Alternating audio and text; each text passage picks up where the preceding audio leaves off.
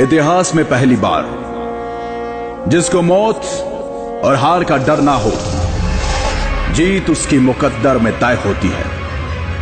यह कहानी है एक ऐसे वीर पराक्रमी योद्धा की जिसने ना सिर्फ पूर्वोत्तर की रक्षा की बल्कि मुगलों के गुरूर को भी कुचल डाला।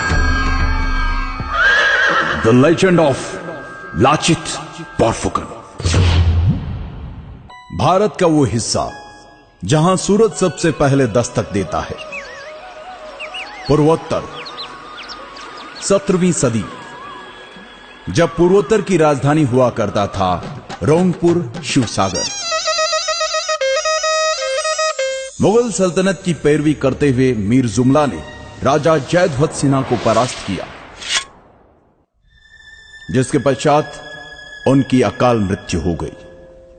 समय के गति चक्र के साथ अहोम राज्य के राज सिंहासन पर स्वर्गदेव यानी राजा चक्रध्वज सिन्हा विराजमान हुए, जिन्होंने अपने राज्य के प्रधानमंत्री आटुन बोड़ा गुहाई, जो कि बेहद चतुर, हर काम में निपुण और एक कूटनीतिज्ञ थे, के साथ मिलकर नए दुर्गों का निर्माण किया। अपनी सेना को संगठित कर उसे और मजबूत बनाने के लिए उन्होंने एक वीर योद्धा लासित बोरफुकन को अपनी सेना का प्रधान सेनापति नियुक्त किया।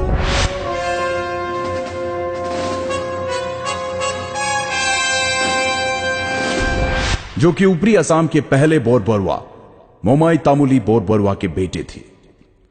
लासित हर तरह के युद्ध कौशल में सामर्थ्य रखते थे। सेनापति नियुक्त करते वक्त राजा चक्रध्वज सिन्हा ने लासित को एक सोने से निर्मित हैंगडांग यानी तलवार उपहार स्वरूप दी। चक्रध्वज सिन्हा ने धीरे धीरे आसपास के सभी राज्यों से मित्रता के संबंध बनाने शुरू कर दिए और मुगलों के साथ की गई संधियों को तोड़ना शुरू कर दिया।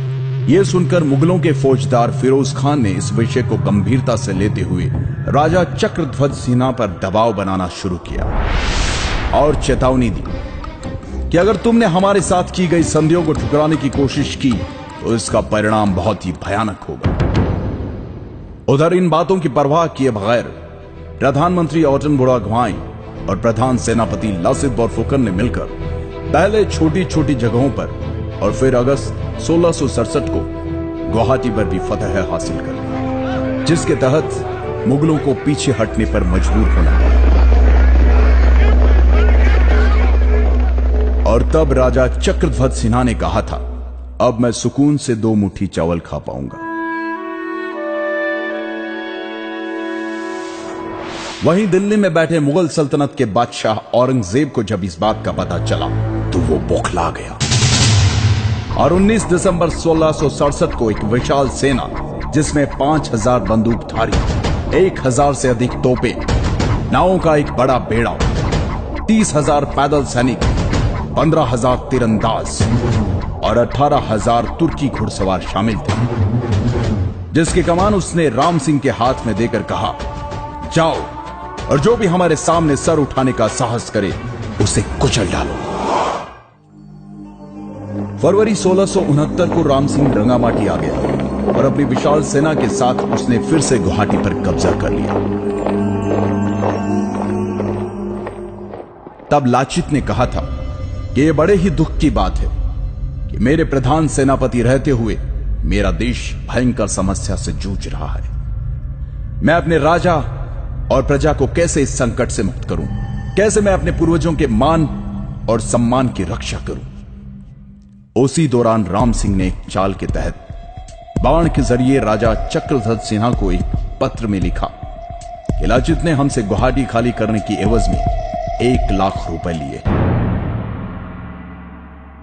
एक बार तो राजा को लाचित की ईमानदारी पर शक हुआ, लेकिन प्रधानमंत्री आटुन बोड़ा गुहाई ने समझाया कि लाचित देशभक्त है और यह उनके खिलाफ एक षड्यंत्र मात्र है। लाचित के देशभक्ति की मिसाल इस बात से भी लगाई जा सकती है कि मुगलों पर नजर रखने एवं युद्ध नीति के तहत लाचित ने गुवाहाटी के नजदीक दुर्ग बनाने के काम की जिम्मेदारी अपने मामा को दी थी और कहा कि कल भोर होने से पहले यह दुर्ग तैयार हो जाना चाहिए। मामा ने कहा, आप निश्चिंत होकर आराम करें, सुबह तक काम हो जाएगा। आधी रात को लाचित की बेचैनी बढ़ गई। उनसे रहा नहीं गया और वो दुर्ग का काम देखने चले आए। उन्होंने वहां जाकर देखा तो सारे मजदूर और मामा सो रहे थे। यह देखकर लासित की आंखों में खून उतर आया और उन्होंने गुस्से से मामा को उठाकर कहा, मामा, मैंने आपको कहा था कि काम रात भर में हो जाना चाहिए। दुश्मन हमारी मां की छाती पे खड़ा है, लेकिन बावजूद इसके आप आराम की नींद सो रहे थे। यह देखकर मामा लड़खड़ाते हुए बोला, माफी चाहूंगा, काम करते करते कब नींद लग गई मुझे पता ही नहीं चला। मैं अभी मजदूरों से कहकर काम शुरू करवा देता हूं। परंतु लाचित के सब्र का बांध टूट चुका था। गद्दार, मुल्क से बढ़कर मेरा मामा नहीं हो सकता, कहते हुए मामा की गर्दन धड़ से अलग कर दी और रातों रात उस दुर्ग का निर्माण करवाया, जिसके कारण मजबूर होकर मुगल सेना को जल युद्ध के लिए तैयार होना पड़ा, जिसमें कि मुगल सैनिक बहुत कमजोर थे। इधर बहुत तेज बुखार से जूझ रहे लाचित को अर्जुन बुढ़ागुहाई ने कहा कि तुम्हारी तबीयत बहुत खराब है, इस हालत में तुम युद्ध पर नहीं जा सकते। फिर भी लाचित युद्ध के लिए गए और शुरू हुआ सराय घाट का ऐतिहासिक युद्ध, द बैटल ऑफ सराय घाट। लेकिन क्योंकि लाचित के पास सेना बहुत कम थी, इसलिए लाचित की सेना हारने लगी, युद्ध छोड़कर पीछे हटने लगी। तब लाचित ने अपनी सेना से कहा, हे आसाम के वीर सैनिकों, अगर तुम में से कोई रण छोड़कर जाना चाहता है तो बेशक जाए, लेकिन मेरे राजा ने मुझे दायित्व दिया है, इसलिए जब तक मुझ में प्राण बाकी है मैं लड़ूंगा। अगर मुगल मुझे बंदी बनाकर ले जाना चाहते हैं तो ले जाने दो। तुम जाकर राजा से कह देना कि मैं उनकी आज्ञा का पालन करते हुए आखिरी दम तक लड़ा। यह सुनकर लाचित की अगुवाई वाली सेना में तीव्र ऊर्जा का संचार हुआ और परिणाम मुगलों को मुंह की खानी पड़ी। मुगल सेना पूरी तरह से हार गई। यह देखकर मुगलों के नेतृत्व करने वाले राम सिंह ने नतमस्तक होते हुए कहा, मैंने अपने जीवन काल में अनेकों युद्ध देखे और लड़े।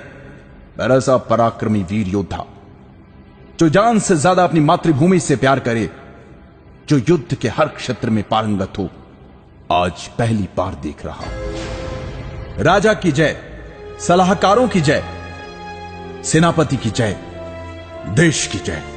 हे लाचित, तुम्हें कोटि कोटि नमन। पूर्वोत्तर के इस वीर योद्धा को भारतीय इतिहास कभी नहीं भुला सकता। सराय घाट युद्ध विजय प्राप्त करने के 1 साल बाद लंबी बीमारी के चलते इस महान योद्धा का स्वर्गवास हो गया। 1672 में स्वर्गदेव राजा उदय आदित्य सिंघा ने जोरहाट से 16 किलोमीटर दूर हुलुमपाड़ा में लाचित मैदान का निर्माण करवाया। लाचित बोरफुकन की वीरता और सराय घाट की लड़ाई में असमिया सेना की जीत के उपलक्ष्य में हर साल 24 नवंबर को असम राज्य में लाचित दिवस मनाया जाता है। राष्ट्रीय रक्षा अकादमी के सबसे अच्छे कैडेट को लाचित बोरफुकन स्वर्ण पदक से सम्मानित किया जाता है। वतन के लिए अपने प्राणों की परवाह न करने और असम के इतिहास के निर्माण की नींव कहलाए जाने वाले ऐसे महान योद्धा को शत शत प्रणाम।